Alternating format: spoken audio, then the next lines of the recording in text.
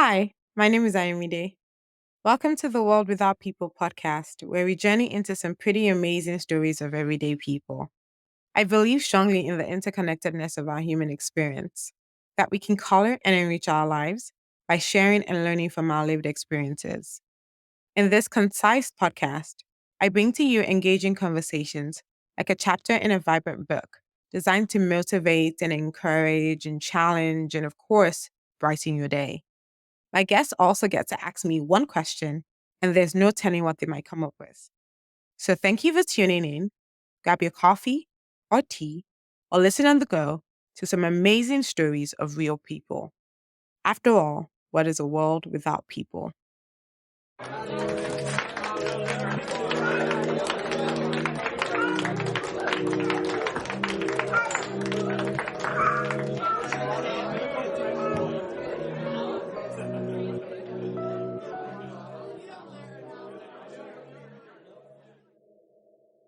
Hello, everyone, and welcome to another episode of The World Without People. My name is Ayamide, and I'm so excited.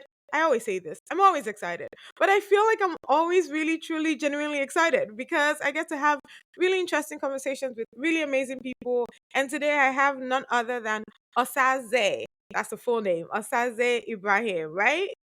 I said it right? Did I say it right? No, I took out the O for people like you that can't pronounce my name. Saze is just fine. So Saze No, but I Ibrahim need is no, just no, fine. no, no, no, no. I need to know the full name. I If need you to want know to do it. the full name, it's Osazeme. It's an O, not an Osazeme. O. Okay. Okay. I'm a Yoruba girl now, so you have to pardon that. No excuses, my dear. Osazeme. All Osazeme. right. No, that's easy now. Osazeme. Perfect. Osazeme. Yeah, I just, going into my Let's Yoruba see how bag you sometimes. get on with it. No, no, no, no. It's The actually next easy, time, honestly. I just need to remember. no wahala. But Um, Saze Ibrahim is just fine. Thank you so much for joining me, sis. I'm sure today's My conversation is going to be pleasure. so much fun. But we're going to start from the beginning. Actually, no, let me start from something fun that I've noticed.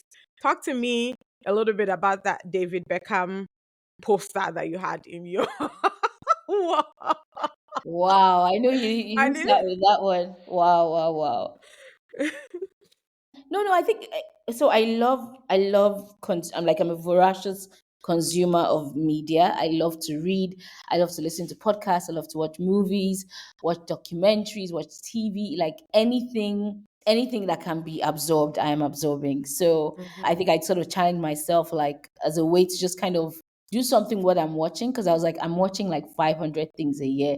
Let me like have a visual diary to kind of just catalog what's happening there. So I give like little comments and like my thoughts on things when I see them. Also, just so that I can also have a almost diary of what I thought about these things before I got influenced by other people.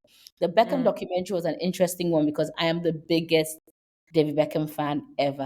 In fact, I counted like when I was at A levels. I think I had like 7 David Beckham photos, like posters. Like I love the guy, his fashion. Even when everybody was yabbing him, I was like, this is the guy. He gets it. He's emotional. He's sensitive, but he's a man. All of those good things. So I was primed for this documentary, and then I watched it. And funny enough, like everybody's been raving incredibly well about it, saying it's really amazing. I mean, and people that I would respect, and I watch it, and I'm just like, what are we doing here? Like episode one, episode two. I'm like, but I was here. I know these things. It wasn't. This How sounds like you said that? I yeah, was because this here. is like it was given revisionist history, right? And I'm like, I was there. Like the British public are renowned for their vitriol and their vile. Like they will Hmm. give it to you. They're probably the harshest media markets in the world, in my opinion, just because Hmm. they with their tabloids. I mean, literally, English is also their language, so they will demolish you with words.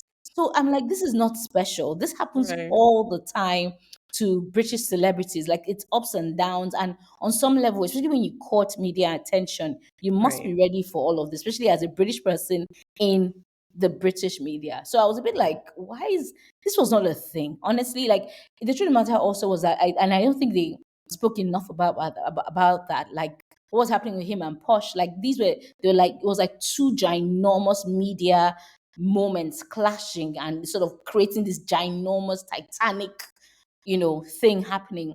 And the reality of it is that even though David Beckham was, I mean, he seems to be a pretty simple, straightforward type kind of guy that just Right. happened to be good looking and, was getting on. Posh Spice and the Spice Girls were a well manufactured, curated pop and media like juggernaut. Like nothing Right. was just, I mean, literally before Chris Jenner, they were the Spice Girls. Like they were very intentional about everything that they did, all their partnerships, all of that kind of stuff. So I think it was a bit disingenuous to make it seem as though, they were just these two people who loved each other and, oh my gosh, like we sit in the car and talk. Me too, I sat in the car and talked now, but I wasn't courting, the tabloid the Right. tabloids and courting popularity. So my thing Right. in all of it was that by all means, please be honest with us with what you're doing. And those of us that were alive, let's also say what it was. So I mean, yes, I understand the vitriol he got with the Argentina red card, but the reality of it Mm-hmm. was that Beckham also as a player, he was kind of coming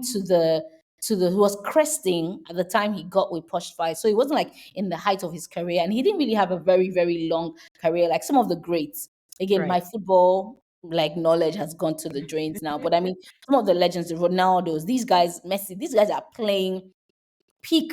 Like they're in their imperial eras for like 5, 10 years. Beckham didn't really have that. And again, I don't even think anyone expected it of him. Like he was Right. responsible, and I think as he got older, he became captain of the English national team. So it's just like Right. I mean, we appreciated what it was that he was, but I don't think everybody was there thinking, oh my gosh, like this guy's football. That just wasn't the narrative. So for them to come and be Right. painting this story, I'm like, well, we're there. This is like current history. I was there. I can literally tell you what I was doing that summer, and I know what people were saying. It wasn't that big a deal, or it wasn't worse than. I mean, Wayne Rooney. Oh my gosh, I was at University of Manchester when Wayne Rooney started playing in Manchester. Yes, he was very loved in a different way as well because I guess he was probably really the man's man. Like he was very Right. a down homely, what you call it, like he was a son of the soil, right?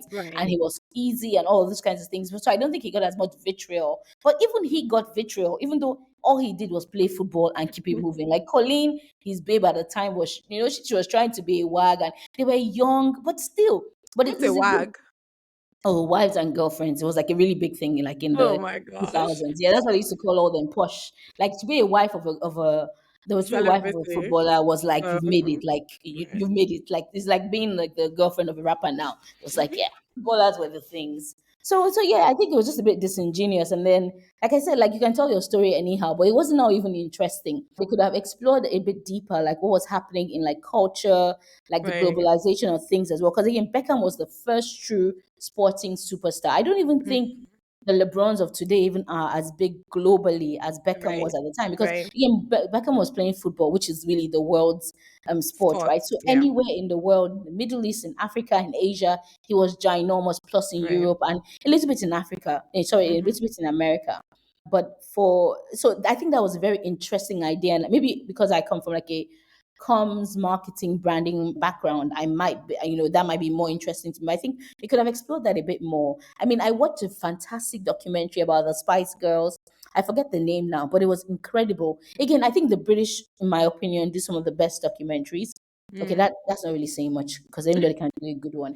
But British documentaries can be really, really good because they can be very honest and Right. very cutting and they really dig a bit deeper and it's not glamorous and all of that. So and this documentary about spices, I think, was done by a British company. And it was very good at like investigating and interrogating what it meant to be a woman, a young woman who was, somebody reclaiming her power, girl power, even like the commercialization of that whole girl power thing. Like it wasn't like the Spice Girls really cared that much about big girl power. It was just like it's gonna be a rolling call, it will make sense, we can sell with this, let's go. But there's nothing wrong in that. Just call it what it is. Absolutely. Don't come and tell us something else when we were there. So that was my own thing with it. I was just like, I love this guy. I really wish someone would do like a deep dive. And I think all the way they just glossed over like the affairs were quite a big thing, in my opinion, if I Mm. remember well, because at that time people really didn't like cheat on spouses. Like footballers Mm. were very straightforward people. Like they went to work, they played football, and they went back home, right? So the Beckhams were very salacious in that way. And for them to act, and it wasn't one affair, if I'm not I think there were a couple Oh. of affairs. Yeah. So it was Oh like wow. when you act like this thing did not happen, you went to a cabin, you talked, and then you drove. I'm like, but this is not the story now. Like I said, my guy, I love David Beckham. I think I'll continue to love him. He'll be fine, and people Hmm. love the documentary. But for me, as a day one supporter. I was just a bit like, "Ugh, this is not quite right." No, that is so funny because you even went in farther into this whole thing about your write-ups around the movies and documentaries, and like you said, you're a consumer of so much art. And I'm always like, can I go back to find it? So since you're saying you have a journal, do you have it highlighted on your stories? Because I try to do that actually. Come to think of it, I think I did one for art. I did one for movies and TV shows and maybe podcasts. But I'll double check. But yeah, I should actually put them there because sometimes I look for them as well and I forget because the right. algorithm on Instagram for search is so bad. But that's a different conversation that we're not having I- today, right? no, no, no. But no, this is what's it called? This is awesome because I think it gives us or it gives listeners a little bit of background or what's the word? What's the word I'm trying to look for? A little bit of Context. yeah, no, not context. I want to say a little bit of idea of who you are or who my guest is, but I'm not saying that's English right now. It's early in the morning over here. I just want you to know I'm a late night person. Like I think You're nocturnal. exactly. Did we talk about that? Are we similar? I feel like we did. Yeah, it's Yeah. not the world is not built for us. Like I too, I'm like a night owl. Like I do my best. I'm the most productive at like 10, 11 p.m. Like I love to be up till 4. Like I feel accomplished when I go to bed at 4 because I've watched TV, I've listened to stuff, I've written stuff, I've worked. But yeah, but the world doesn't like us. They tell us to wake up early, and I'm like, that's No, just a smart. seriously. Who wants that? Seriously, I saw Trevor Noah the other day, and he's like, I think somebody asked him from the audience, would he run for president? And he says all the reasons why he won't. But one of it was that he's also not a morning person, and he's like, the first thing he will banish is mornings. Like the day should start at like noon. I'm I like, you agree. see, I will vote for you. I totally agree. I totally agree. I mean, I think that was one of the most shocking things as a mom, like being a mom, like having to wake Mm, up in the morning. Like mm, I never woke up. I don't think I ever woke up early in my life. I just have never operated in that way. Like mornings were always a struggle. I feel like even when I was at university, I have been picking subjects that started at courses that started like in the afternoon. right. I am not a nice person in the morning. When I wake up in the morning, I'm also like a very slow riser. So Mm, even if I wake up, right. I need like an hour to not do anything. But it's like you have a child and this child jumps in. Good morning, morning. I'm like, I love you, but babe, it's not today, right? Not But this I'm really morning. fortunate. My husband is a morning person. Like the guy is impressive.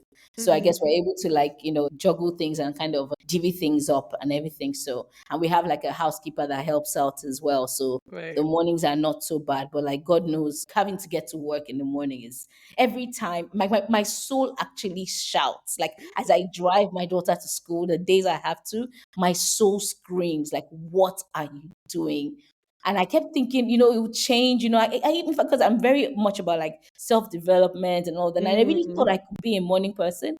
I think I maybe 2 years ago, I was just like, not a morning person, never going to happen. Uninterested in becoming one, and I'm going to look to plan my life accordingly. I'm still struggling with that. My very first guest, Olu, he talks about how we need to shape our lives, right? And design our lives for basically better functioning, right? And I think one of the things he had recommended, or two things I took, was reading audiobooks or listening to audiobooks, just because that way you're not forced to say, oh, if I can't spend time, right? You can at least still get books Yeah, in. And then the second thing was also that morning thing, because again, even working out, for example, for me, I struggle with working out because if I don't do it in the morning and I've started my day, and like you said, I'm the most functioning at like 11 o'clock, and then that's when you now tell me, like, I have to stop at some points to be able to say, I want to go to the gym. And that stop just feels mhm. like a break in like activities that, Transmission. do you understand? Break in transmission. And I'm like, I don't need this. I do not need this interruption. Let me just get to what I want to do, especially if I'm just starting my day at like 2 o'clock. So, Yeah. No, I really wish. I Yeah, go totally, ahead. in fact, I mean, I think everything your guest Olu said makes sense. I think what has happened, I think, in the past couple of years is just really interrogating who you are. So, in Mm, building the perfect life, I think you have to be very honest and true to yourself. What does the mm, perfect life for you look like? Now, mm. all the productivity coaches, all the professional gurus would tell you, just get up in the morning early, write, journal, exercise. It's like, but is that for you? Mm. Chances are probably not. Again, the reality is I actually know people that function fantastically, brilliantly. I have a friend, she's a super high flying executive. She's a lawyer. She wakes up in the morning happy. Like this babe has done her work. The day she works from home, she might have finished work at like 8 a.m. and then she starts to do errands. And I'm like, why?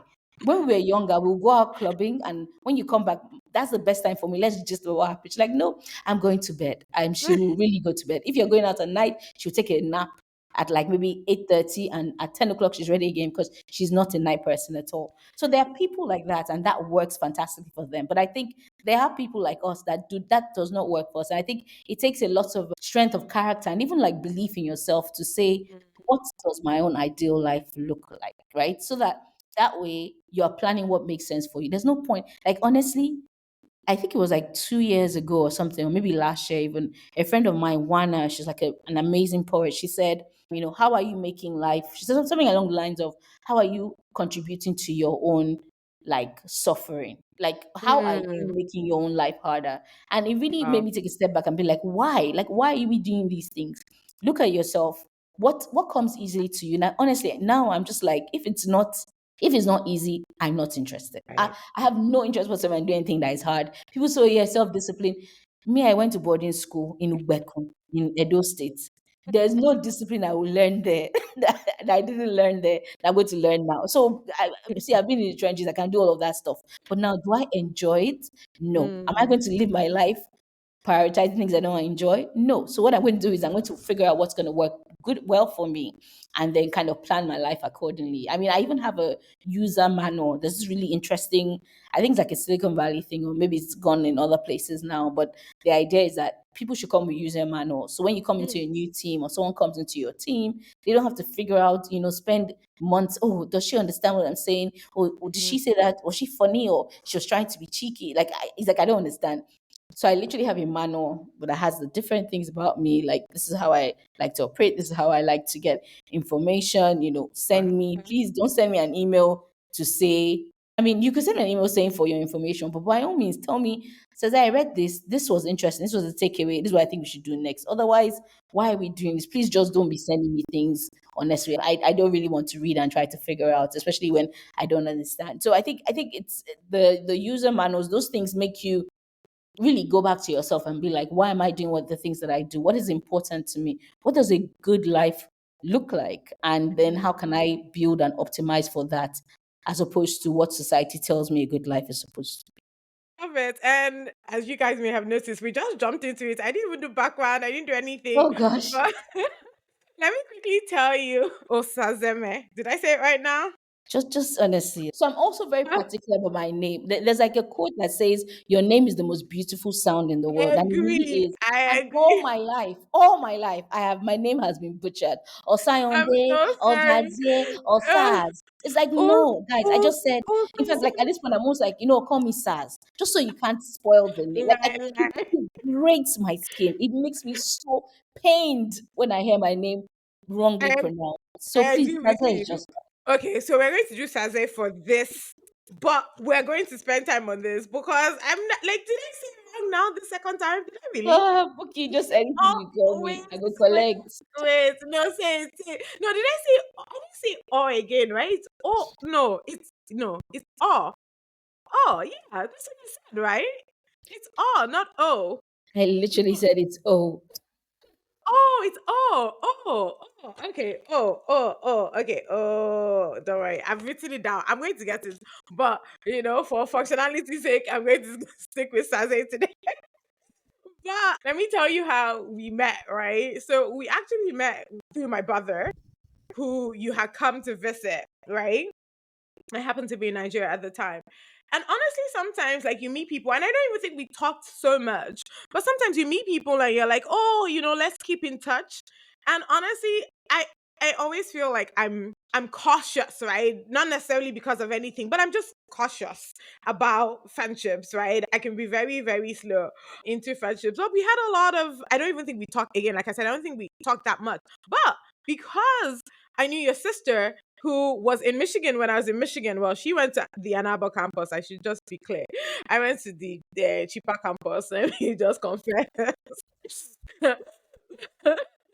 But shout out to University of Michigan Dearborn, the best school Hey, ever.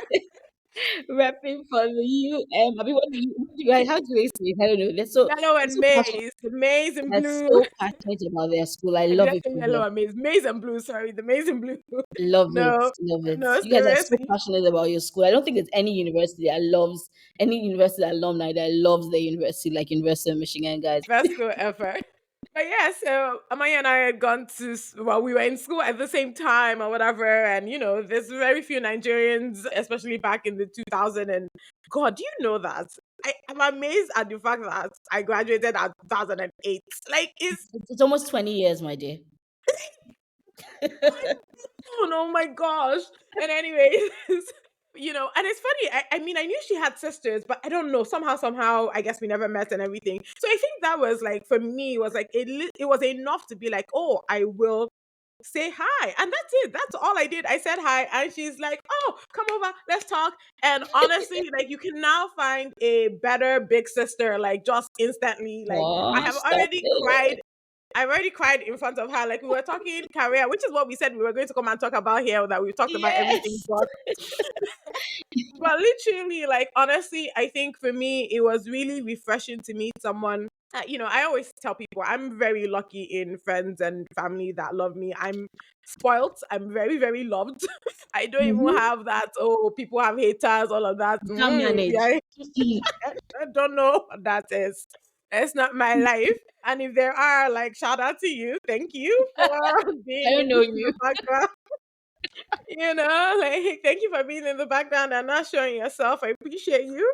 But no, I think for me, it's not very often that I've met a lot of people. And this is what, 2 years? I think this was Mhm. 2021, maybe, that we No, met. I think it was 2022 actually. You see? Can you imagine? I think it was this year. Right? And I've been to Nigeria and I will not even see people that are like my blood. And I've seen her like every time, And I think one of the things, and I'm sure you guys already heard it, which is what I guess I was trying to say, preview. That's the word, a preview into who you are. Oh my gosh. Like, that's what I was really trying to, that's the word though. Anyways, you guys can see how wise she is, right? And that's one of the reasons why I wanted to talk to you today, because I think you've already even touched on some of it. But one of the things that we had talked about early on was burnout, right? And burnout in career. At the time, you were taking kind of like a mini break from work, which that's bold. I sometimes think maybe is like, I'm sure you correct me, but sometimes maybe it's like, oh, because you have a partner, you can take time. Me, I'm like, I have to pay bills. There's no like, if it's not forced, like my last job forced me to, because the company ended, but whatever. But like, if it's not forced, I beg, oh, I need to work. I wanted us to talk about burnout. I always do research, do some research before each episode, and I saw everything from caregiver burnout, parental burnout, which, for example, like you just talked about, if you have to be waking, why do these kids go to school so early? Maybe we should I start. long story. I think many people, I think most people are morning people. So again, Right. we're just the outliers in this world. So the Okay. world, you can't, it's almost, my daughter is left-handed, and it's only Mm. when she started like moving around and realized this world was made for right-handed people. It's not for left, Mm. like little things like Mm. the door. If you're left-handed and you need to put a key in and lock, like it's just very, Mm. very different. There's so many things, like even pencils, the way we Right. write from left to right. There's so many things that are made for that. And that's just, and I guess it's the law of outliers, right? Or it's the law of means. So at the end of the day, it's like Mm. more people are like that. I mean, I think it's mostly most people are morning people.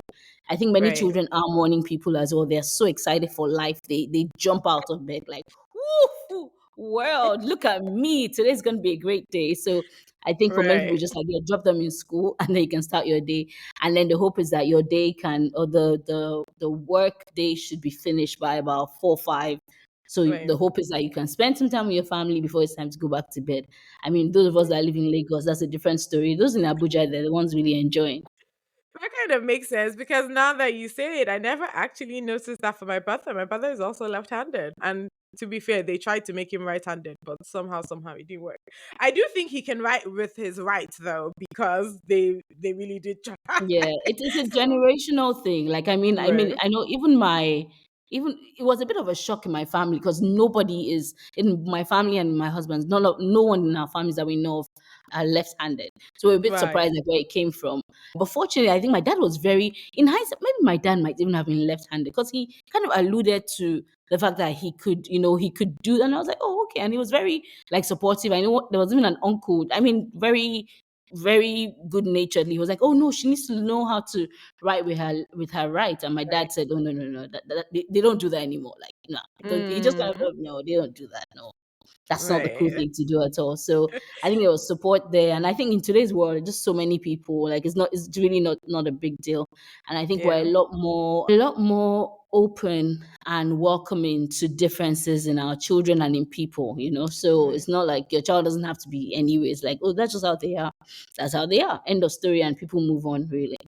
Yeah, no, that's awesome. But yeah, so like we were saying, burnout in friendships with family, caregiver burnout, parental burnout, and I'm like, I don't think I have taken stock. And literally, we just kind of came up with this conversation yesterday. Yeah. Well, whenever you listen to this, it doesn't matter. But like, we literally just talked and we're like, that's one thing that I don't know that I've explored. I don't know Mm, if I will ever say that I have been burnt out, except for one place, the mm, church. And so we'll talk about that.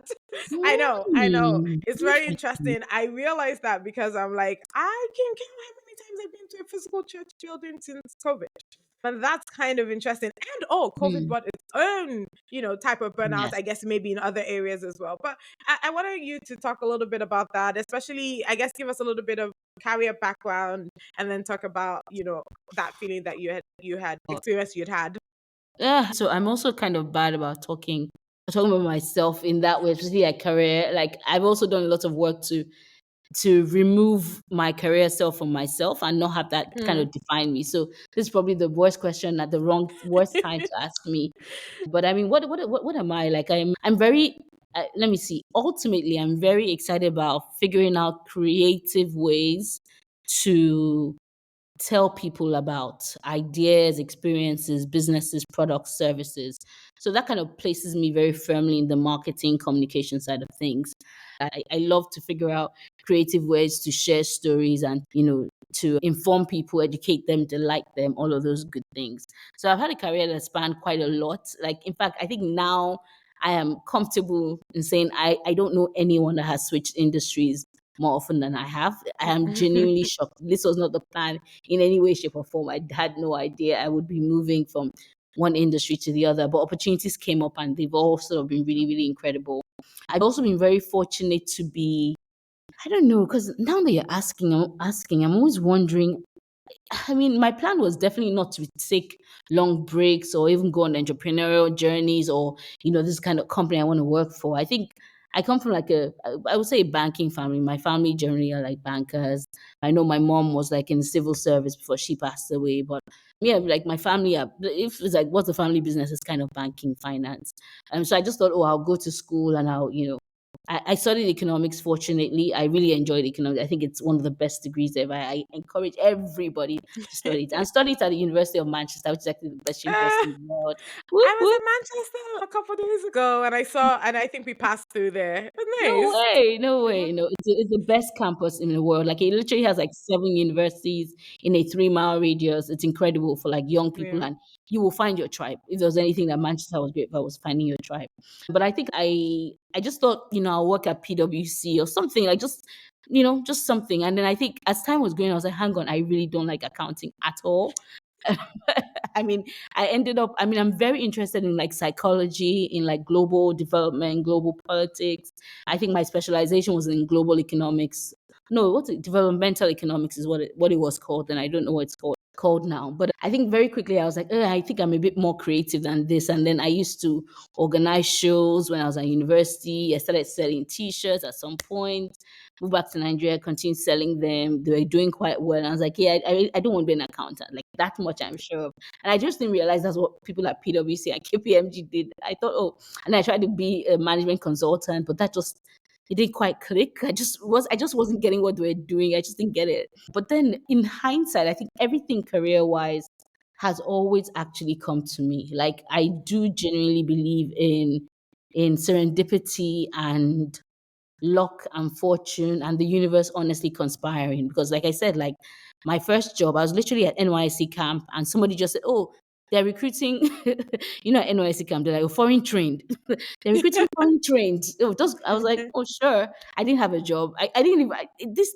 I guess when you're like, well, how old was I when I did NYC? I can't remember, but these things were just not the things I was thinking about. And then Right. I'd gone to, so I just went in. Literally, the guys from the Abuja Technology Village had literally parked their pickup van, and they were just doing interviews. So people were just saying, "Oh, just go." Then I had a really good interview with a guy, Abdul Karim, who was really, really good. I was very excited what they were trying to do.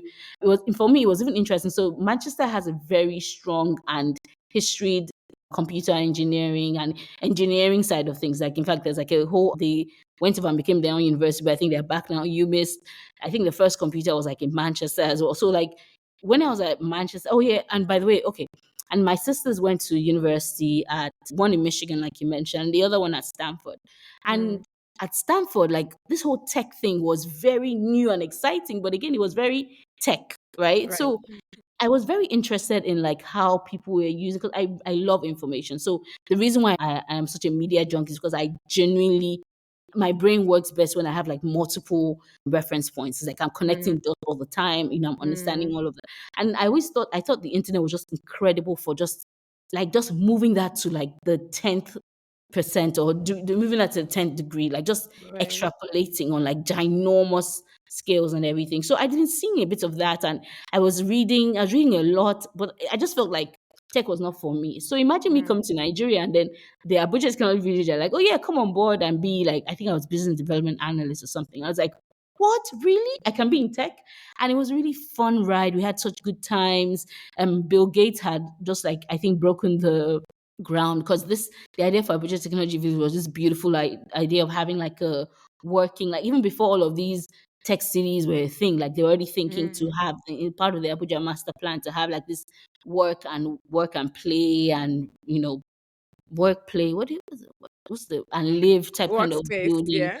Yeah. Exactly, this kind of area and everything like that. So it was really good. I got to work on a number of things, everything from like core marketing and comms to like developing the incubator program that we had, like working with different Mm, people. So it was just really exciting. I was like, oh wow, so I can actually be in tech, because I really do believe in the power of tech. Like genuinely, I think that's the thing that is causing incredible leapfrogs. Like Africa went from no landlines to right. 100% mobile penetration. Like we Right. leapfrogged the entire thing. So I think there's so many opportunities for that. And I was just very excited. So I think even with that, it was like I didn't really think. I mean, I knew I liked these kinds of things, but I didn't even think I could even work in that. Talking of actually getting the opportunity, and when the opportunity came, I was very fortunate to work there and really kind of work in that kind of capacity and do. And then I kind of just moved on like that. Like things were just coming up. I mean, it's funny. I worked with a vision architect last year, and one of the things Mm, that became very clear was that every single role I've had has actually been from a recommendation. But mm, I guarantee you, I have sent out like my LinkedIn sometimes, like I laugh, like you'd be like, you sent out like 300 applications. And I'm like, wow. all the jobs you ever gotten in your life have all, and because she made me do like an exercise to say, tell me about every single thing. How did it come to you? And again, this thing about your mind, the universe, you kind of speaking into existence the things that you want, and really thinking about what serves you, what you want, as opposed to what's kind of available. But I didn't really believe that for a long time, because I'm just like, you just be chopping life that I won't work hard. I beg you, please let me just do my best and apply and Mm, be Chester Blast and network and all these things. And I've come to realize that again, ease and simplicity is what I want in my life. So I will tell the universe what I want. I will do my work, I'll do what I need to do. Luckily, I also like to meet people, I like to talk to people. So I do a lot of informational interviews. I literally have like I have a spreadsheet for this whole thing. Like literally, I speak to everybody from people that work at Disney to Apple to, I think, like pretty much everywhere. I was talking to mm, somebody because I made a list of, where I might want to work at, what I mm, want out of the roles, and spoke to people. And some of these things are really good because they're very eye opening, because all of a sudden you're like, whoa, you thought this was going to be your El Dorado. It is actually going to be hellfire. So I know right. my dream job in my mind was this company that is global, huge. My background fitted in, like everything just seemed perfect. And then miraculously, somebody knew like a super duper top person there working in this region, which is quite rare for that organization. And I had a great conversation with that person. And at the end of it, I was like, oh, this is jumping from frying pan to fire. I will not be applying or going to work in this company. So that's been quite helpful as well. But to bring it Right. back to burnout, I think I've always been a very hard worker. If there's anything, I work hard. If you ask anybody, everywhere I've worked at, oh, what about Saze? Oh, she's very hardworking. She's like she gets shit done. Like, I do Mm, my work. I take a lot of pride in that. Again, I think yeah. maybe just being the first child, having a super accomplished father.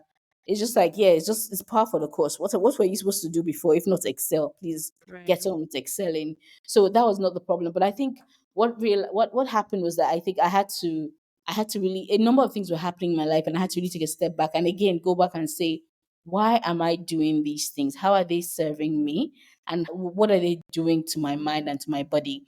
I mean, I think Mm, having a child is one of those times that makes you really be like, hey, hey, hey, what are we doing all of this for? What is the point of all of mm, this? Then as time goes on, like even your own body starts to do things to you, you start getting ill and you're like, why am I ill? People always say, oh yeah, you can get sick from stress. Makes me like, these are just lazy people. Get out. What do you mean? Only for Taza to be sick from stress. And I'm just like, "Taza, and you didn't even cure cancer yet. You were sick. It's a bit mhm, ridiculous." And I think your body, if you don't listen, your body will shut you down by yourself. And before you right. know what's going on, you're like, oh, I really could have, slowed down or changed the boundary or setting even better boundaries and things like that. So I think life has just come at me. I mean, I continue to be super humble and super excited by life, if I'm very honest with you. And I don't believe in like being hard. It's like, just why? Again, why am I going to be hard? Who am I proving anything to? I really don't care. I really don't want to. I have nothing to prove to anybody. Really, genuinely, I am working for the audience of one, which is me. I'm very fortunate. There was a time when I had a lot of turmoil in my life when I was younger, and I know what it is to not have peace of mind. And I know when I started having peace of mind, like probably when I was in university, and I was like, oh my God, like peace of mind. Like you cannot buy that. And I Right. think for a long time I had peace of mind, but then I think other things sort of came in and I wasn't having peace of mind. And after a while I was like, you know what, yeah, you need to stop that, because you know what not having peace of mind is like. You know what it's like. What are you going to choose? Do you get what I mean? What are you Right. going to do? So yeah, I think I've been very fortunate that I'm a hard worker and everything, but I've also had to learn that work does not define me. Like it genuinely doesn't. I used to be one of those weird people that when I meet people, I'll be like, people go and check on your Instagram. Me, I'm just like, I go on your LinkedIn. They just went to a tier 2 school. They went to London University. I was no, in fact, every day I prayed that God should remove it from my mind that I shouldn't be a university snob. Like I'm such an academic snob. Again, I blame it on my father. Absolutely. Like, do you know that that guy still believes that Manchester is not like, it's like Manchester is not a real university for economics. Like it's not. But that's because he comes from like the Chicago School of Economics, and Manchester is like a socialist school through and through. So it's just like Oh, all these okay. market economics people are talking about. It's we are the ones that know. So we have all these like spirited debates about economics. Really interesting, really exciting. But I really pray to God that I don't have the spirit of like looking down on university, because it really doesn't matter. Like again, life has also shown me. I know people that went to the most, I mean, let's not downplay university. Like some of the most like, huh? You paid school fees for that? And they are vice presidents at the leading, financial companies today. Nothing has happened to them. Right. Nothing. They haven't even changed. In Right. fact, I even know some super Right. dumb people. They don't know anything, but they are vice presidents of this, CEO of that. So it's not by that. I've also come to Right. realize that it's not by that. All this Okay. grab that you're doing, you will wound yourself. Just relax, do your best. Yeah. Yeah. Put it out in the universe as much as you can. Talk to people, tell people what your dreams and aspirations are, and hope that things will come Mm, together. That said, yeah. with regards to like finances, because that's the other big thing. Many people do say, you can't do that. I mean, fortunately, I've always been frugal. Like again, I'm the daughter of an accountant. My father does not believe Mm. in unnecessary cash. Everything is paid for in advance. In fact, I guarantee you he had our school fees, like international school fees, in some fixed deposit account that was to vest like the years that we're going to university. That's like how structured my dad is. So I was fortunate to learn that. Awesome. My mom also was very, very frugal. Like my mom sees, she'll be like, oh, there's some, like maybe there's half a bowl of ogbono, half a bowl of egusi. We're going to mix it together to make a new soup. I'm like, mommy, this is not like, what is this? Like, I'll never forget, like, we never had like junk food at home. So every time we go to like visit our cousins or like to our friends' houses that had junk food, be like, they're so rich. Oh my gosh. Like, my parents were just like, for what? Processed food. You can make Gary, my friend. Go and eat that. Do you get what I mean? So I'm fortunate that I came from these my parents were very down to, were very humble. They didn't really send, like, they're just whatever. They really did not give a damn, like my dad said about my mom. They didn't have anything to prove to anybody. Fortunately for them as well, they were Right. very, very successful professionally. And I would even say financially from when they were very young. I mean, they came from Benin, so it's not like they were balling or anything like that, but they've been a good life. And I think Nigeria then was also quite different. I mean, I think at some point my dad was like probably the youngest MD in Nigeria. So he was fine, right? But Right. more than anything else, they always lived at one level, if that makes any sense, and often well Right. below their means just because. And I think I learned a lot of that. And then so even living my life, I've always been quite frugal. I'm quite good with money. Like I have a friend that she's always like, I don't understand how you do this. I said, like, how? Because I will find the Mhm. deal. I will find the way. Like, Mhm. nah, I'm quite good with money. And unfortunately, I also got Mhm. married to someone who's equally good with money, like super Mhm. responsible. And again, it's not, I mean, and also apart from even being responsible, also very generous. Because I mean, another thing, because again, my father expected me to go to school and go and do very well. So if you're at home and you're not working, it's like, what's that? What does that even mean? And then in my mind, I'm like, with the man now be giving me money, like for what? But then fortunately, I met my Mhm. husband. He was really cool. He still is cool. I not forget, like one time I was going to America and he gave me like I was like, oh my god, like you Nigerian girls have been enjoying because the boys I used to date in Jan, which one are they going to like? What's that? But like, do you get like just very responsible, does the right thing at the right time and everything. So I'm very fortunate in that, and luckily we're aligned in that way. So money wise, we try to live well below our means. We try to save. We try to put things in place. It doesn't mean that it's not hard. There's sometimes when we have gone through super tough times as well. Like in fact, me and my Right. husband sometimes laugh that if we wrote our book, people be like, "How?" Like you know Mhm. those memes that say people always think you're rich, and that's our problem. People think we have money. It's like, babes, Which- we don't got it like that. But I think we've always been very clear about what was important. So the things that are important to Right. us, like our daughters, like education, we never ever we will do whatever is necessary to get her to wherever we think is best for her. And money is never Mhm. going to be an issue. It's just that's just the cost of doing business to us if you're going to have a child. I think we maybe prioritize like holidays and exploration because that Mhm. really fuels our lives and everything. But we're pretty big. I mean, our car is really simple. Like we share a car. We've shared a car Mhm. like the entire time we've been married. And we've married for a Right. while now, actually, maybe like I forget 9, 10 years. But we Oh, shared a car. okay. Yeah, 10 years. shared a car. You gotta do a thing. You gotta do I don't know a what's it about that. called? We're not Really? really. So it's funny with us. So technically, me and my husband celebrate when we started dating, not really the marriage, because to us, Okay. our marriage is yeah, it's important, but we just feel like that was just like an arbitrary. We need to find a date between Easter and Ramadan. The year we got married was literally, I think we got married on Easter Saturday because Ramadan was starting the Monday after Easter Sunday. So it's just like, we just need a date. And then I think my sister was getting married as well. And then so just like, oh, we just need a date that works. You get what I mean? So it was a bit arbitrary. And we've never really taken it, honestly, we've never really taken our wedding day very seriously. We take Mhm. the day we started dating when it was like, yeah, we're intentional. He asked me to be his girlfriend. And, I'm like, Aw. I'll think about it. No, I don't even know how to post it. I was like, hell yeah, let's do this. So we're very fortunate that we're aligned in that Right. we're clear about that. And I get you go through hard times. It also shows you the kind of person that you're with. Yeah. I mean, something that I was a little bit worried about was like I don't want to be with someone that's going to like lord money over me or like be Mm. raising shoulder because of money. And fortunately, my husband is not like that. I mean, so it's just like, yeah, we're good. It's like, when times are good, we roll. When times are not so good, we shall figure it out and we somehow keep existing and, keep going. So we're fortunate in that regard. But I think knowing that life is for living and knowing that, again, maybe I should say my mom died very young. So I'm very aware Mhm. that you can die. Like, it's not even special. Mhm.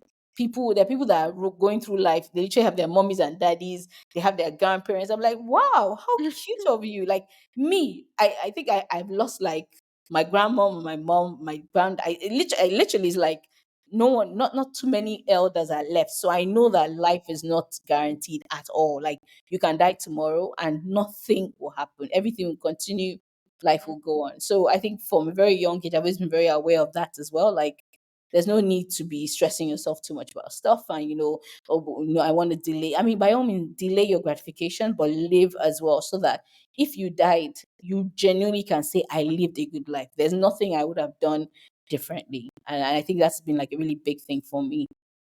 Yeah. No, I definitely agree. You touched on something though that I want you to talk about real quick, which is like, separating your identity from your career, right?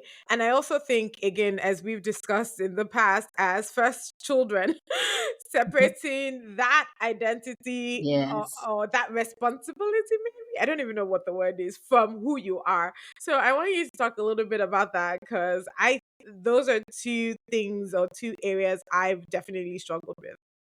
Hmm. I mean, so because my mom died super young, I was like mommy of the house. And Mm. I mean, I didn't mind it. I didn't really know any different. Like, yeah, I was just kind of mommy of the house, and I just kind of got on with stuff, right? But I think it was when I was at A levels, because that was the first time I was away from home fully for like a long time, or maybe I was just in a different country. Maybe that's what it was. But I was just, and I was seeing like my own mates, like these guys. The most important thing to them was if they were going to get a Mini Cooper or a Beetle for their birthday. I'm like, these people are moving through life without a care. And me, I'm Mm. there. Oh, I can remember I can remember I bought like the prom gowns for my sisters, because like who else was going to buy it for us? Like my prom Mm. gown. Even my auntie told me recently, she's like, "Hi, someone in her church promised to make my prom gown, but it was a disaster." Even my auntie was like, that was a disaster, but she tried her best. Do you get what I mean? So for my sisters, I was like, I'm going to come correct. So I'll go to Finsbury Park, send pictures, buy something, they would like be best dressed. So I mean, I did all those things, and I was happy to do them. Again, I didn't know any differently. And I'm very fortunate. Like my siblings, I mean, they annoy me sometimes now, but that's a different discussion. But I think like because we went through a lot, and they really did like give me a lot of love. They were very grateful for what I did for them and everything. So I was willing to kind of do that. But I think at some point I was just like, you know what, Saze, you're 18, 19. And I think there was a lot of, oh, Saze is such a, I'm the first of the cousins of many of the cousins in my family as Mm. well. I mean, I have an older cousin in my family, but like he's like 10 years older than me. So Mm. in our age group, like, Right. I was kind of the one. So there was a lot of Saze is this, a lot of looking up to Saze. And I was just like, but I'm just like a kid, right? Like, I want to make out with boys, I want to go to prom, like I'm not perfect. I can remember I actually told myself, I don't know, it was definitely something about school, because I remember telling my sisters, like, oh, I made out with the boy. Because I was just like, I want to show them that I'm not like a saint or anything. I can remember one of my sisters, Omoye was like, well, how will you marry? What's that? So that's a more for you. She's just like very, Omoye is very, like, by the She's a book and very, all of that very kind of good stuff. girl. She's Very, a good very girl, good girl. very good girl. So she was just like, she was aghast, like, Sese, how will you marry? Oh God. I was like, please, I beg, forget that. But I think I was just I just wanted them to know that I was just a regular person. And then I would Mm. share, like, when I messed up or if something happened at school. Because before, like, so many things happened at school. Let's not even get into that. Like, I've had, like, all sorts of experiences, but I would just kind of shoulder on and, carry. But I would tell them. And, I just really was like, I don't want to be anybody's mom. Like, I've been a mom for a long time. I don't want to be that at all. Like to my cousin, I was just like, I just want to be Saze. I just want to be Saze that does whatever, whatever. And I was fortunate that my family allowed me to do that. And but I think again, as you do grow older, relationships have to change, just because we as individuals are changing, and we're also getting older. Like, so maturity, even our siblings that would listen to everything we said to them before, now our siblings have gone to all sorts of places. They have all sorts of friends. They have, different kinds of universities. Sometimes even my siblings, I'm like, I wish you were like literally from the same mother and father, because I could never, like, this was not my takeaway from the lessons that he taught us. It's just very, very different. But I've come to realize that you have to respect them. Like, they're not your younger ones. Because I think there was also, for me as a first, was very my younger ones, right? Like, Mm. I had more sense than them. Let's really call it spade a spade for some time. After a while, I actually did it. And I'm just like, oh, actually, game recognized game, and you have to respect the process and the fact that people are getting older, like I would go to my sister's house. Like I'm a pretty easy person. I mean, borderline. What's the nice thing to say? I'm untidy. So I don't care. In fact, actually, it's not even that I like organized chaos. So when things are too perfect, I'm on edge. Like I don't feel comfortable. I need to see clutter. I need to see chink. So like these homes, like there's a time, or I think it's still the thing now. Like a beautiful home is like they'll have those fake Tom Ford books, and then a gold Uh, shelf that's empty, and then no, my shelves are full of books. I have mhm. knickknacks from all around the world. I will keep a tissue that somebody wrote something on. I will frame it and put no, I love it because I'm just like I want to I have lived a life. Right, right, I want my home to reflect. I don't want it to be perfect. Like I don't want it to right. be a spa. I can go to a spa. In fact, I'll tell you something. Perfection is a hotel I like to go to twice a year. Let me go Yeah. check it out and come back home. It is not for me. I'm not interested imperfection. It's boring. It has no life. I'm just not Mhm, interested in it. So, but my sisters are quite tidy. I mean, Omoya is quite tidy. So I can remember the mhm, first time, because again, these things, it's not one day it happens. Like university rooms, whatever whatever you see, just take it like that. But then by the time we started having our own apartments and our own homes, I'm like, Omoya is very particular. Omoya is like, oh, you have to put this thing here. And the first time I'm like, what is this? Like, what's in my dad's house? It's not how we are. We're not, my daddy didn't have a special plate. He yeah. didn't. It's just like you do whatever. But in Omoy's house, like things are tidy and, you clean you put things on coasters. I'm just, coasters to me, they're the height of you are actually suburban. And if there's anything in my life I run away from is to be suburban. Even though technically I've already been, but that's a different story. What I'm trying to make is that if you ever tell me to use a coaster, I'm just like, whoa. I Are don't we have 40 coasters. years old? Even though I'm almost about to be 40. Look at what I'm even saying. But you get what I mean? It's just like, it's like, says that you are literally Mhm. 2 years away from 40. It's not even that old, but I'm just like, I refuse. I refuse. So these are the things like I want to wear, like, I'm going to wear slippers, I'm going to wear Birkenstocks, and I'm not going to wear like fancy Nigeria. What's that designer Nigerians love? Gina. I think those sparkly, there's nothing wrong with them. I like them too. But just like, I want some dirt. Like I like old things. I like vintage things. But like my Mhm. siblings are just not like that. And I had to respect and be like, these people are just not used as they like the lessons learned were just different. Accept them as Mhm. they are and take them in that way. So I think stage one was showing them that I was just a person and I just didn't want to be, oh, almighty big sister. And then I think like by stage two was like, oh, okay, I need to also figure out how I'm going to be with these people in the way we're living our lives now. Do you get? We're not just siblings. Yeah, we're siblings, but we're also people. We have our families. We have the way that we do the ways that we do things. So Right. I want to be respectful of that. And even I think at one point I even told my siblings, I was like, I want us to like literally start to learn each other all over again.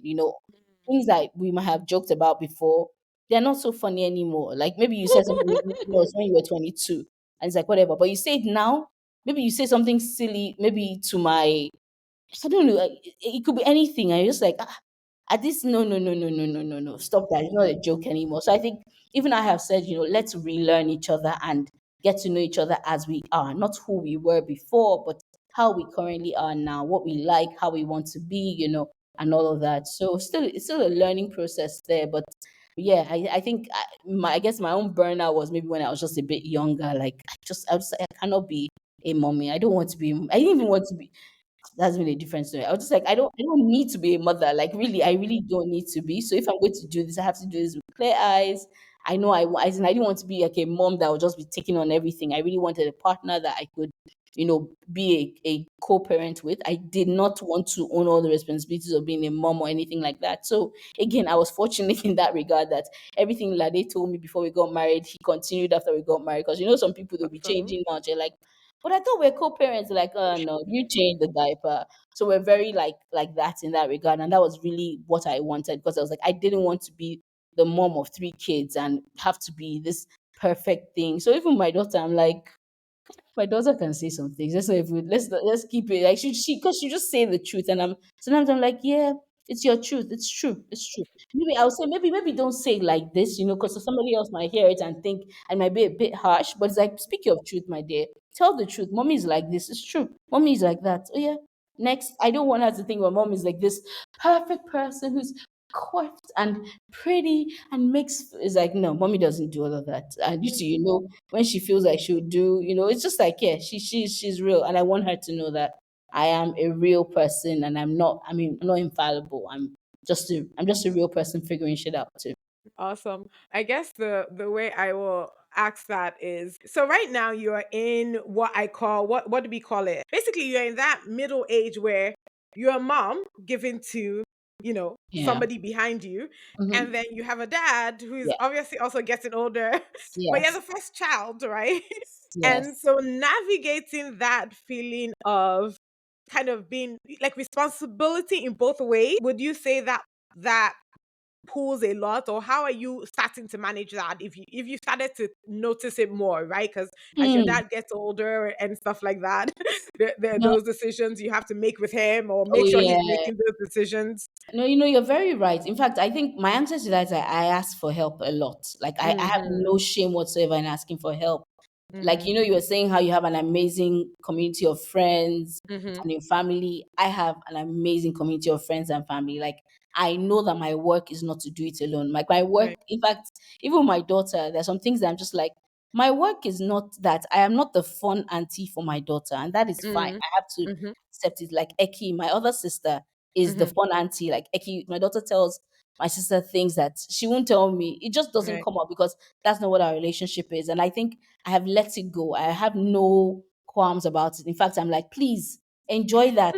Have a beautiful relationship. Have these Right. rich, enriching relationships so that you know that there's a plurality of people, right? Like there are different people that are different things. Same thing for even like me and my friend groups. I'm so fortunate to live with some of my closest friends. Like within like we literally live all three of us live in walking distance.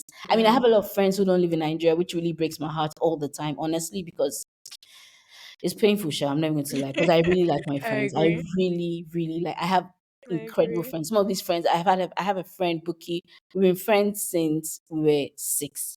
We met on the Mm. playground and we liked each other because I guess we were tomboys and we didn't take nonsense. And we used to gather brush people together. Until tomorrow, when I hang out with her, I'm a different person. Like I feel like a small Aguero. Even though it's my friend, she's kitted out in Chloe and nice designer shit. But if anything happens, it's like Saze, yeah, let's go. We'll run it.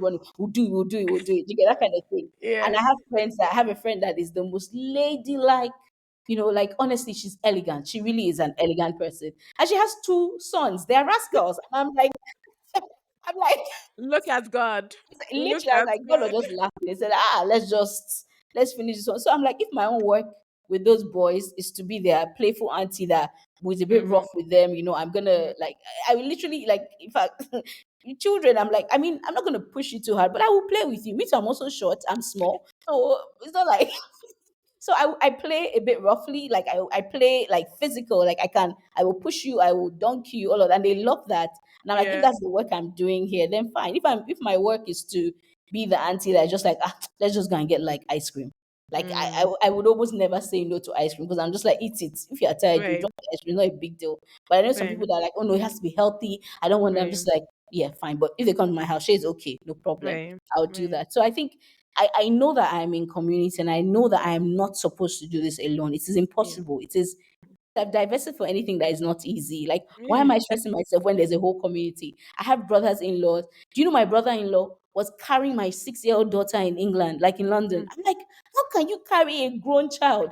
It's like it's amazing. Like I'm just like, how can but that's his own in everything. I have another Yeah. brother-in-law who used to do that for my daughter when he lived in Lagos. And I was like, Mm. we don't carry her, but you are doing that. And he doesn't to him, he doesn't care, he doesn't mind. He will get her Yeah. anything she wants. He will Mm. listen to her. He treats her like a baby, even though she's 6 years old. But I can't do that. That is not my work. My work is to provide an enabling environment so that Right. she can thrive and to Right. provide her with opportunities to meet and interact with people and pick what works. I have Right. some of my dad's friends were so pivotal to my life. Like they're so good to me. In fact, the older I get, the more I'm just like, wow, I thank God, I thank the universe every day that Mm. these like they were my father's friends, but my dad is a very straightforward. He doesn't have time, but he had a friend that literally just love to go to restaurants. So like every other Sunday, we'll go to a restaurant. So I think I've Mm. eaten at every restaurant in Lagos. Probably by the time like when between the ages of like 8 to 12, I probably ate at every restaurant because we would go every other Sunday. And he noticed I Mm. like to read, and then he just started giving me books. He'll give me like Tom Clancy books, like Mm. books not for kids. Like he would just be like, oh, in fact, when he even passed away, his children were like, "Oh Aw. yeah, Dad will want you. Like the books are for you." Like so, I literally went, and I was so touched because this man saw me in a very, very clear way, you know. So, and my father couldn't provide that to me, and that's fine. That was not his Mhm. work. His work was to show me what responsibility meant, you know, was to show me what it meant to be, to have pride and to have integrity. When my dad Right. says something, do you get what I mean? He doesn't manage.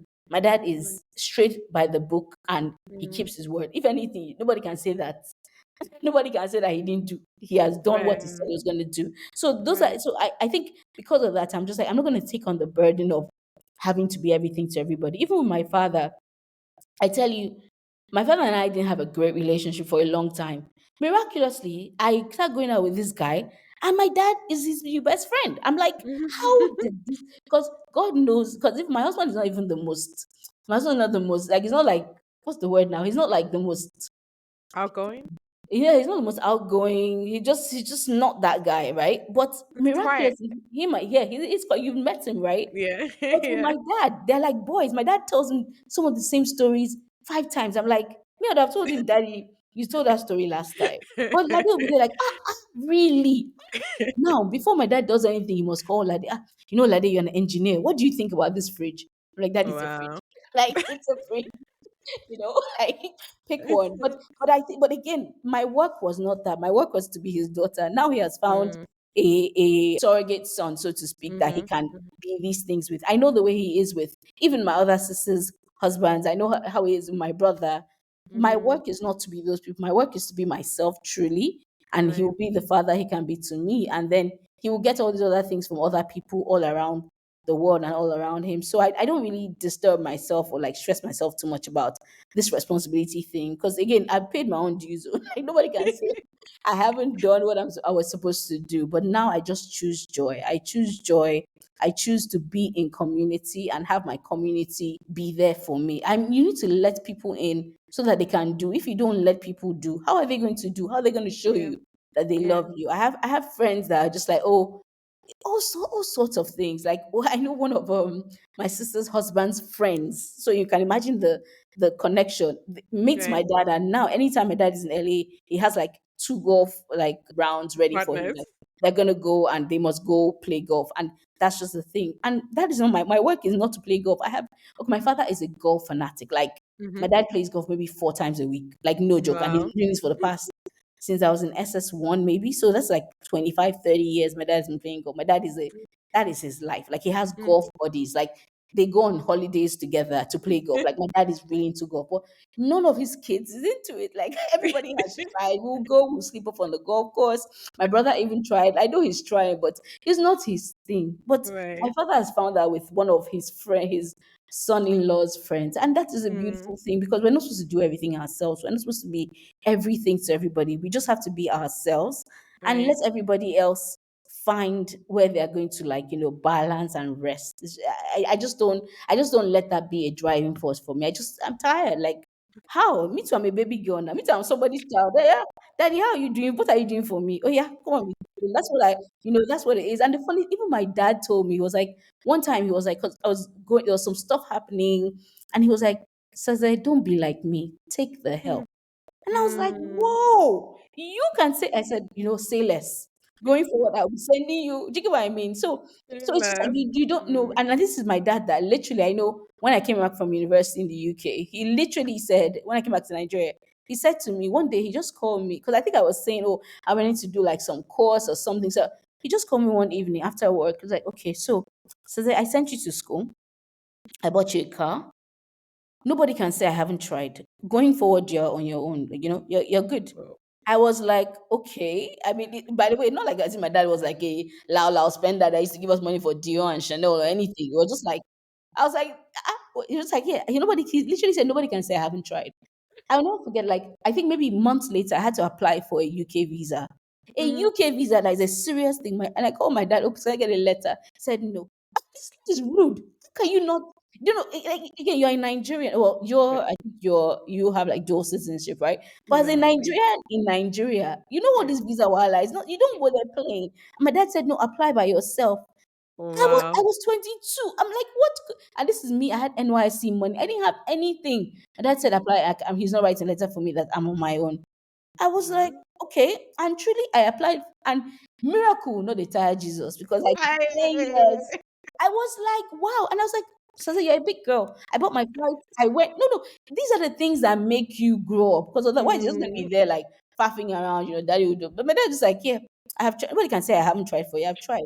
I know even one of my aunties was saying, oh, maybe you should try to get like someone to come and pick you up from the house. Or like, my dad, go see, he doesn't, you even, just like, okay, is that what you want to be doing? Don't be doing that now, should be, let's see how far it will take you. So he just wasn't that guy. And now, 10, 15 years later, he's like, you know what? No, don't worry. Now I'm going to do this. And, he'll say, I'm just like, whoa, me, daddy? Wow. Like, this is new. This was never the thing. So again, time mm, also opens up new things, brings up new right, things, and all of right. that. So at the end of the day, I've just divested from anything that is hard. Like I'm not gonna carry any unnecessary pressure or responsibility. And why? Why? Like who does it benefit? So that I can raise shoulder and say that, oh, I did it all by myself. No. I want my story to be rich. I want to say, oh, so when I woke up in the morning, I actually called one of my friends and she sent me breakfast.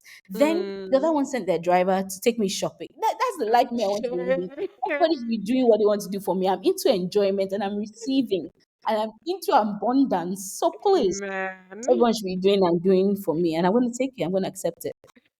I totally love it. I have just one final question for you. One thing that, well, you can't see her, but she loves her kaftans. Like she loves it. And so tell me your favorite kaftan maker from Nigeria. I don't know if you can say one, but like, Wow. I know you're not just like giving free publicity to all these brands, but it's okay. It's okay. I mean, my favorite ones are Lab. They're made by Joke Ladaja. I think okay, everyone knows her as Rookie, but we went to secondary school together. nice. Honestly, genuinely, I think one of the most talented people in the world. Like, she's a great Mm, runner. She was a great runner. mm, Like, she used to run like for my school. Even we went to the same university. She used to even run at well, university, if I'm not mistaken. But yeah, I don't think she was that into running or whatever. But she's very you creative know, and she's done a yeah. couple of brands over the years. And now her latest thing is Dye Labs. And I like them because they're colorful, they're fun, you can throw them on. Again, ease, like anything that requires zipping. Why? Like I you guys want to zip it up for me. I don't want to do that. Like all these waist trainers for what? Never. I need to eat very, very well. Their pockets, they're colorful. You see them, you're happy. I'm just like, yeah, win-win. I love them. We love them, love them. Another brand that I buy things from is also, I think, Aralia by nature. I think that's what they're called.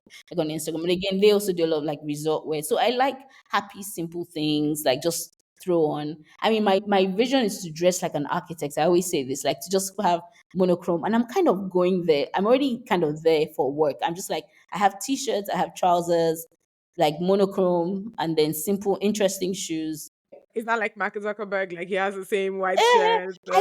I'm veering towards that because I can understand it. Because I really, again, I went from, I mean, there was a time in my life I was a fashion stylist, if you can believe it. Mm, And and I've always liked fashion and things like that, but I like quirky things. But then I also really like simple, like there's nothing I love more than a clean white t-shirt. I think it's the most beautiful thing in the world. Like it's so, like I just wear like I wear them as much as I can.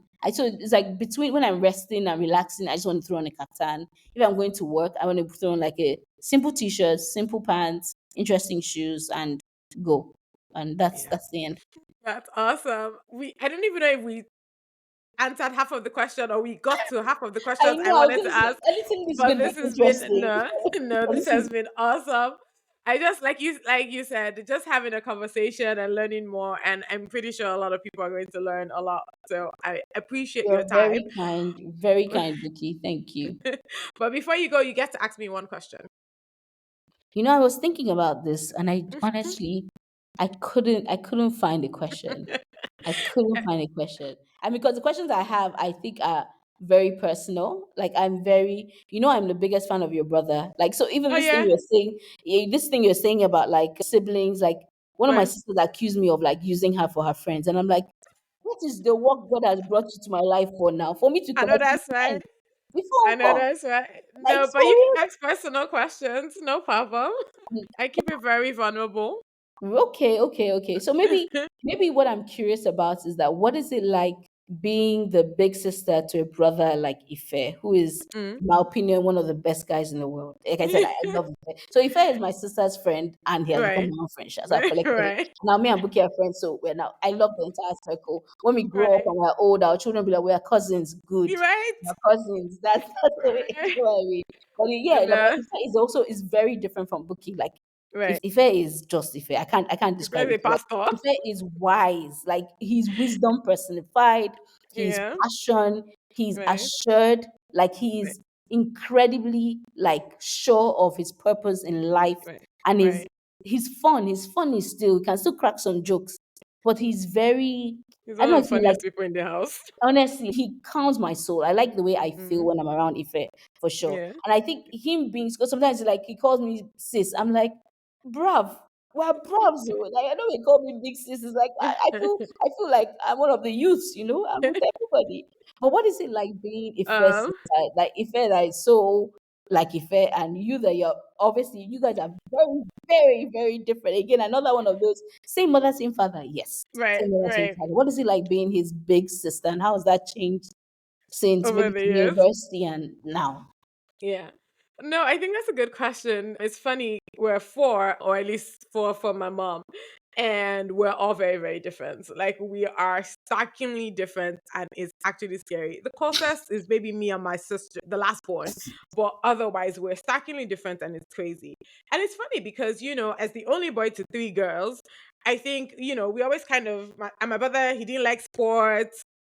His thing was just always movies. He tries to stop now because he wants to Yeah. focus on God and work. But his thing was only always movies. He wasn't really into music as I was, for example. But he's like I always say he and my other sister, the lawyer Motalani, they are the white people of the house. They loved all those kind of like pop and things like that. Me, I was a rap head.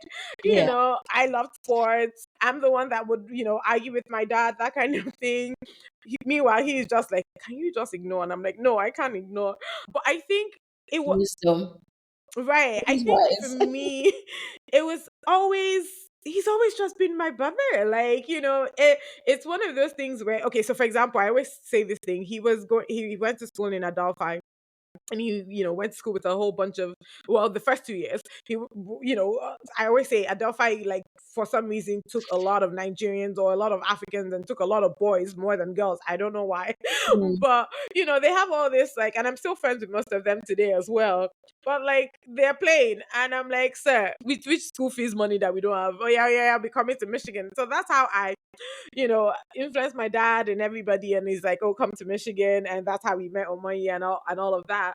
But I really see how that also, like, helped put him into the trajectory of where he needed to be. He found some focus.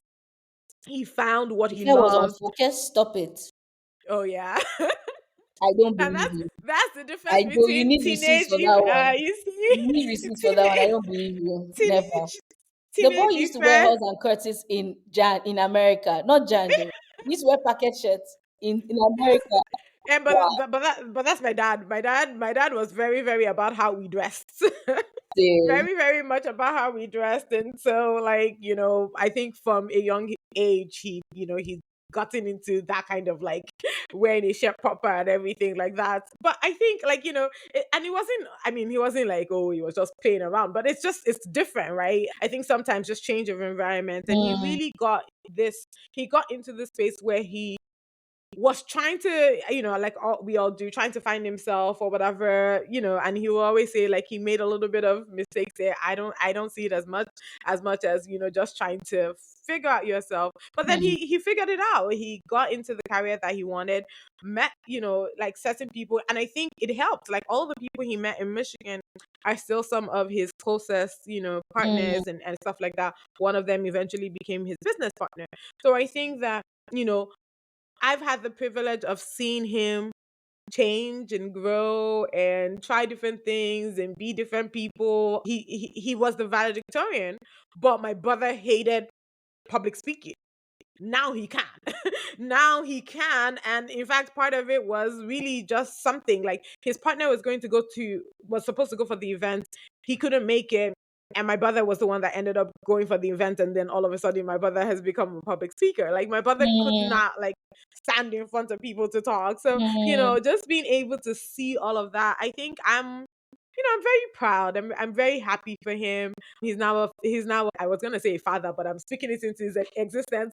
But he's amen. now a husband, and I think for me, he's the one I like you were saying about family, he's the one I'm just sometimes like, okay, I can't deal with this. Now it's your turn. No longer, like you said, firstborn. But Yeah. we share a lot of friends. It's I think that's the one thing I've always liked about my family.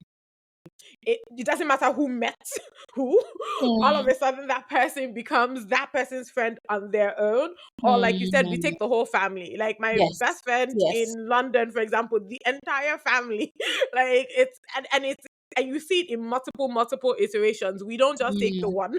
We'll take because I guess the age differences. So then there'll be yeah. one that is my mates. There'll be one that is my brother's mates. There'll be one Yeah. that's the the last two sisters' mates or whatever. And so it's just I don't know. I love my brother. I'm very biased, like you said. I think everybody says this about him. Obviously, I'm like I can still recall all the many times he was naughty. And like you said, like when you were saying, oh, he was never unfocused. Yes, he was. Uh, Can't believe it. but my brother can cook, for example, because there was nobody like playing games. Like you had to learn to cook and stuff like that. And I think obviously he's had different relationships with each of the sisters. I was always the firstborn. Like Mhm. just that's that place. So it was kind of different compared to my other sisters where he is like the big brother too, and so they have a kind of different relationship as Mm. well. But he sent me a very amazing message a year or two ago that made me cry, just saying something nice about me being his sister. And honestly, first of all, I texted his wife, I'm like, it was you, and she's like, no, actually he says it all the time to Oh, me. And I was like, have you ever said this to her? And so he sent me that message, and I don't even know if I saved it, but I cried. Cha. I really, I really, really, really, really cried. It oh, was amazing. So I'm grateful for him, grateful for his life, happy for the journey that he's on, and yeah, yeah, yeah. But awesome. anywho's, thank you so much. This was amazing, Thank you so and much, Buki. This was really good also. thank you. Thank you for joining me in today's episode. Just like you would share with friends about a great book you read, don't forget to share this if you enjoyed it. Connect with us on IG and Twitter at TWWPcast and get details on the website at worldwithoutpeople.org. And hey, remember to make loving others the story of your life. Until next time, this is the world without people.